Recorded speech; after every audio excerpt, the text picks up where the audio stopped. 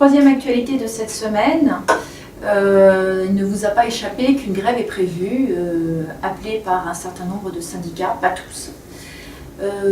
Bien que le droit de grève soit évidemment un droit totalement intangible et que personne ne peut remettre en cause, il y a quand même un certain nombre de questions que l'on peut opposer à ce droit de grève. La première des questions est cette façon systématique, quand il y a friction entre le gouvernement et les syndicats de la SNCF, de prendre en otage les usagers et là de venir à l'encontre d'une des libertés fondamentales qui est la liberté de se déplacer et de se mouvoir. Cette liberté est d'autant plus importante aujourd'hui que nous avons, ça ne vous a pas échappé, un taux de chômage extrêmement élevé. Et prendre en otage de cette façon-là les personnes qui vont travailler le matin, qui n'ont évidemment pas les moyens, d'autres moyens de transport que celui de la SNCF, c'est une façon aussi de prendre en otage justement ceux que les syndicats sont censés défendre, c'est-à-dire les salariés souvent de conditions moyennes.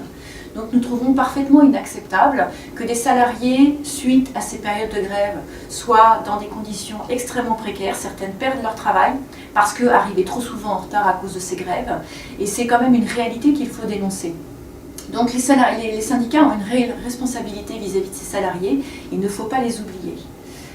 De plus, nous pensons qu'il est important que le gouvernement arrive très rapidement avec les syndicats à un accord qui doit avoir un certain nombre de conditions. Le premier accord doit venir tout de suite et immédiatement, évidemment, dans l'intérêt des salariés. Ces salariés doivent dorénavant avoir la certitude d'arriver à l'heure, ce qui n'est toujours pas le cas, et ce qui est de la responsabilité totale et intégrale des cheminots comme de la SNCF. C'est une question d'organisation, et il va falloir tôt ou tard que la SNCF réponde à cette question.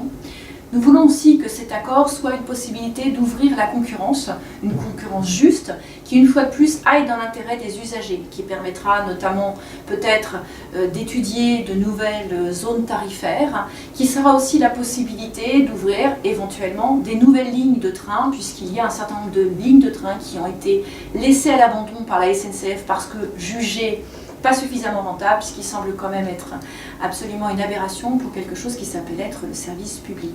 Et enfin, cette ouverture doit aussi permettre une égalité entre tous les salariés du secteur public et du secteur privé, et arriver sur du long terme à des conditions qui soient de travail mais qui soient aussi de retraite égales, puisqu'il n'y a aucune raison aujourd'hui qu'il y ait de distinction entre les différents systèmes de retraite.